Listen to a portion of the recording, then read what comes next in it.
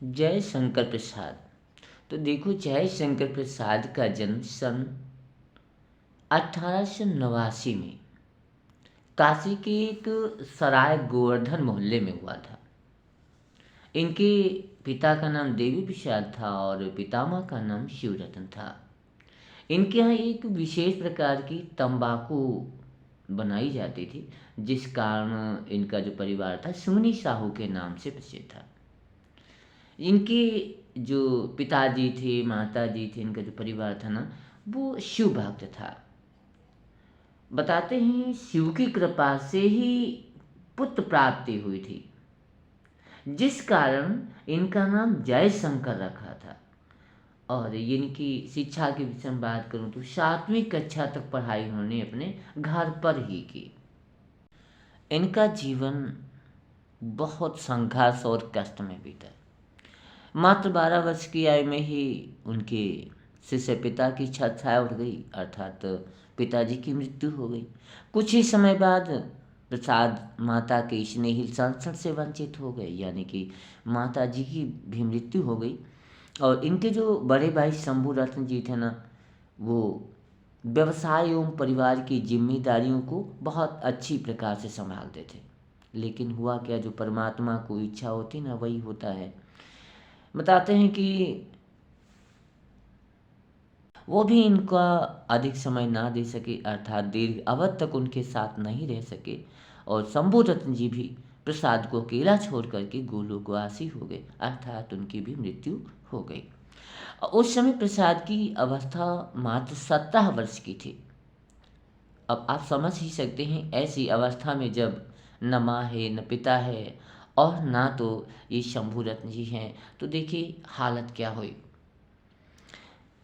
इनके ऊपर ऐसी कम उम्र में ही घर का और व्यवसाय का और सारी जिम्मेदारियां जो थी इनके सर पर आ गई। और इन सभी विवादों को सुलझाने में प्रसाद बिखरते चले गए। समय और परिस्थितियों ने प्रसाद को बहुत गंभीर और अंतर्मुखी प्रवृत्ति का बना दिया।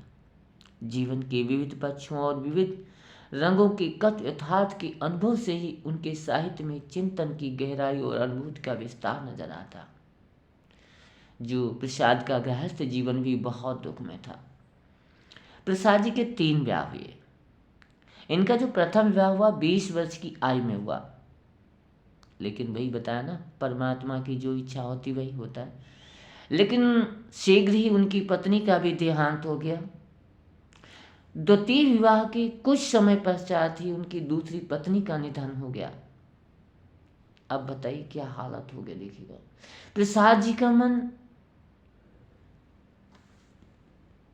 बड़ा व्यग्र हो चुका था, लेकिन बड़ी भाभी ने फिर आग्रह किया तो उनके समक्ष उन्हें झुकना भी पड़ा और उन्होंने तीसरा ब्याह भी किया।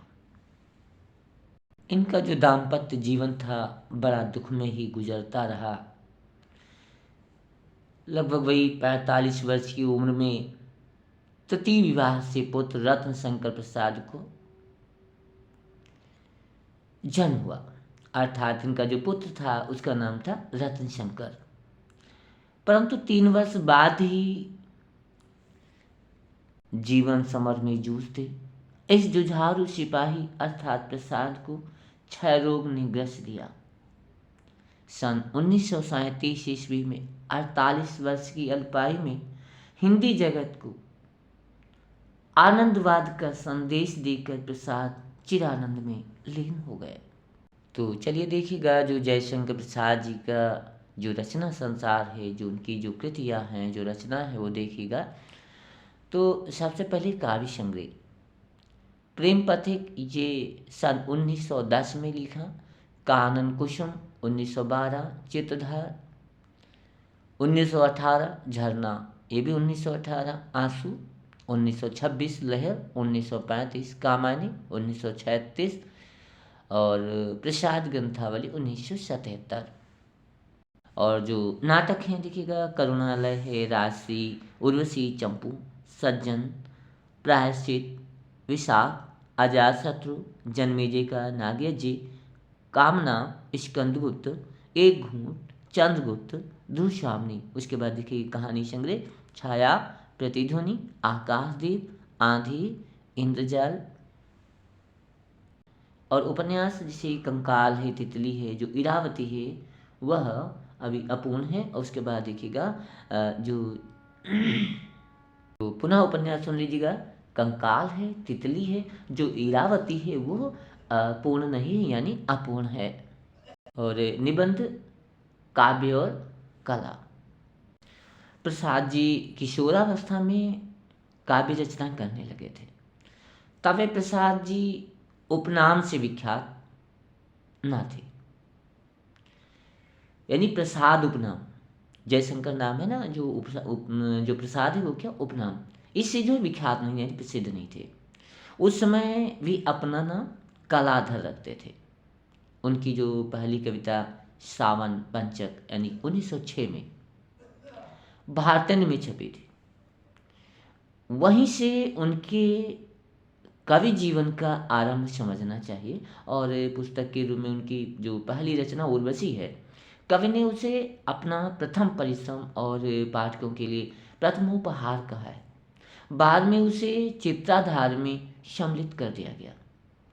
उर्वशी कवि का प्रस्थान बिंदु है और कामायनी उसका गंतव्य स्थल। दोनों के बीच का फासला यात्रापथ है, जिस पर कवि का प्रेम प्रतीक निरंतर बढ़ता गया।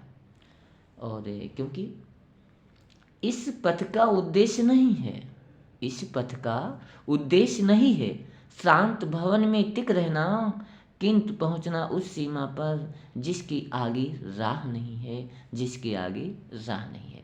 देखो बात करें आगे, जैसे जो कामायनी पर पहुंचकर न केवल प्रसाद की यात्रा पूरी हुई, बल्कि वहाँ पर छायावाद की सीमा भी समाप्त हो गई। और प्रसाद की काव्य यात्रा वास्तुतः छायावाद की उदय और विकास की कहानी है। भारतेंदु हरिश्चंद्र और पंडित महाविशाल द्विवेदी के पश्चात जयशंकर प्रसाद तीसरे ऐसे महान रचनाकार हैं जो हिंदी साहित्य में एक समूचे युग का नेतृत्व करते हैं। प्रसाद जी 1910 तक जो है ब्रजभाषा में काव्य रचना करते थे। उस समय भी उनकी छोटी बड़ी सभी रचनाएं जो थी ना, चित्राधार का अंग बन गई। इस संग्रह को हिंदी साहित्य के अनुभव युग का आरंभिक इतिहास कहा जाता है। यहाँ अभिनव का तात्पर्य छायावाद से लिया गया है। और 1910 के बाद खड़ी बोली की कविताएं मिलने लगती हैं। और छायावाद की अवधि के पूर्व पहले खड़ी बोली में उनकी कम से कम 2 दर्जन कविताएं हिंदू में छप चुकी थी, जो अब कानन कुसुम में संकलित है। और कानन कुसुम खड़ी बोली की उनकी आरंभिक रचनाओं का संग्रह है, जिसमें छायावाद के रूप ग्रहण की चेष्टा स्पष्ट परिलक्षित होती है। झरना से छायावाद की मुख्य यात्रा आरंभ हुई। उसमें विकास की नई दिशा का संकेत मिलता है। झरना का विकासशील कवि लहर में पूर्णतः प्रौढ़ और परिपक्व हो गया। भाव गंभीर और कलात्मक गीतों का ये अनुपम संग्रह सर्वप्रथम 1933 में पाठकों के सामने आया। झरना और लहर के मध्यवर्ती अंतराल में आंसू नामक विरह का प्रकाशित हुआ।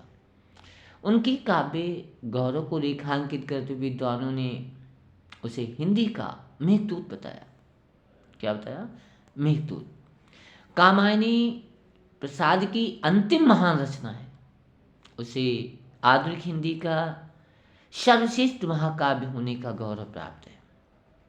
उसमें दिव्य सभ्यता के दशावशेष पर नवीन मानवता की विकास की गाथा अत्यंत मनोरम और भावग्राही ढंग से कही गई है।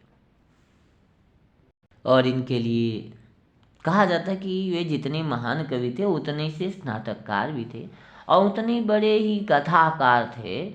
और जितने ही बड़े कथाकार थे उतने ही चुटीले निबंधकार भी थे।